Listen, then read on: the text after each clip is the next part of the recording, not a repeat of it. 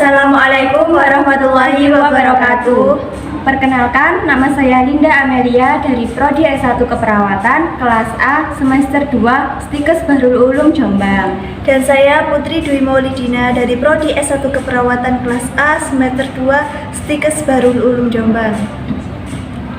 Jadi di sini kami akan menjelaskan terkait komunikasi terapeutik pada pasien IGD. Jadi komunikasi terapeutik pada pasien IGD ini kondisinya sangat banyak ya. Kondisi pasien di IGD itu tidak semua gawat darurat, tapi ada pasien yang tidak gawat dan tidak darurat. Jadi di sini untuk berkomunikasi itu akan ada perbedaan tergantung dengan kondisi pasiennya. Kondisi pasien ini bisa dilihat dari triase. Jadi kita sudah memahami nih, ada pasien yang gawat darurat, ada yang gawat tapi tidak darurat, ada juga yang darurat namun tidak gawat, dan ada juga yang tidak gawat dan tidak darurat, serta kondisi pasien yang meninggal. Nah, di sini komunikasi terapeutik harus disesuaikan dengan kondisi situasi pasien. Di mana saat kita berkomunikasi dengan pasien di IGD, kita sebagai perawat itu harus berkomunikasi terapeutik dengan jujur dan juga tidak melebih-lebihkan sesuatu yang ada di tempat. Serta kita harus memberikan gambaran dengan mudah terkait kondisi saat ini yang terjadi pada pasien. Lalu juga kita tidak boleh meningkatkan kecemasan pasien, serta kita juga harus memberikan support dukungan secara verbal maupun nonverbal kepada pasien maupun keluarganya. Nah, pada komunikasi di IGD kami akan memberikan contoh terkait komunikasi di IGD dengan kondisi pasien tidak gawat dan juga tidak darurat. Nanti teman-teman bisa menyesuaikan ya. Ini fase-fasenya masih sama, namun kondisi atau situasinya yang akan membedakan saat kita menyampaikan pada pasien. Silahkan menyaksikan, ini adalah contoh percakapan dengan kondisi pasien tidak gawat dan tidak darurat. Saya Linda sebagai pasien dan saya Putri sebagai perawat. Selamat menyaksikan. Selamat siang Mbak. Siang Sus. Sebelumnya perkenalkan, saya perawat Putri Dwi Maulidina. Saya yang jaga IGD pada siang hari ini. Dengan Mbak siapa? Saya Linda Sus. Umurnya berapa Mbak Linda? 20 tahun. Alamatnya di mana? Saya Sumobito. Oke, nanti kita akan berbincang-bincang terkait kondisi Mbak saat ini. Kurang lebih nanti 15 menit. Nanti juga ada pemeriksaan oleh dokter. Apakah Mbak bersedia? Iya, boleh Sus. Jadi apa yang bisa saya bantu untuk Mbak? Saya kesini tuh karena merasa itu Sus, demam tinggi dan juga badan saya lelah semua. Oh iya, memang demam sangat mengganggu. Itu sudah berapa lama ya Mbak? Kisaran sudah 3 hari Sus. Saya juga merasa mual dan tidak nafsu makan.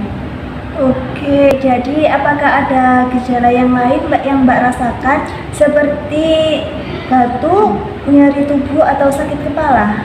Iya Sus, ada. Saya juga merasa sakit kepala dan juga badan saya semuanya rasanya nyeri.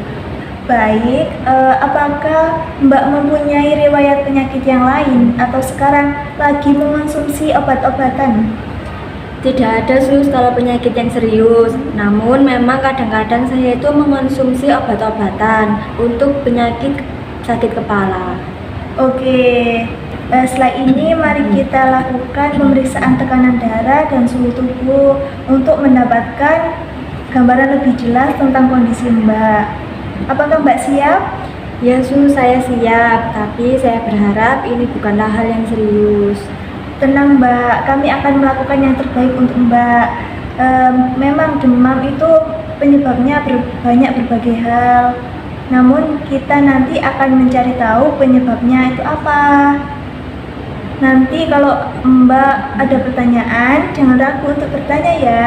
Ya Sus, terima kasih banyak. Itu sudah membuat saya lebih tenang. Sama-sama.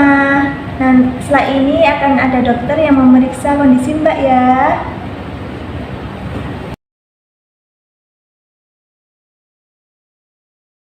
Oke Mbak, sudah dilakukan pemeriksaan ya. Setelah ini saya akan menuliskan resep obat. Dan Mbak silakan mengambil obat di loket obat ya. Ya Sus, terima kasih banyak ya. Ya, sama-sama. Baik, itu adalah sekilas contoh terkait komunikasi terapeutik pada pasien di IGD dengan kondisi pasien tidak gawat dan tidak darurat. Roleplay ini menunjukkan bagaimana komunikasi terapeutik dapat membantu pasien merasa lebih nyaman dan terlibat dalam proses perawatan. Perawat menggunakan teknik mendengarkan aktif, menunjukkan empati, dan memberikan informasi yang jelas untuk mendukung proses penyembuhan dalam menghadapi kondisinya. Namun perlu kita ingat bahwa saat kita berkomunikasi dengan pasien atau keluarga pasien yang ada di IGD dengan kondisi apapun, kita harus menyesuaikan kondisi dan situasinya. Jika pasien dengan kondisi kecelakaan saat datang, memang sangat susah diajak berkomunikasi. Jadi kita hanya meminimalkan komunikasi dan kita memaksimalkan tindakan terlebih dahulu.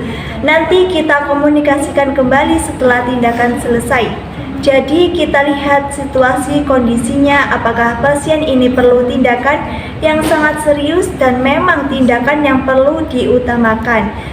Tapi jangan lupa kita juga perlu mengkomunikasikan terlebih dahulu.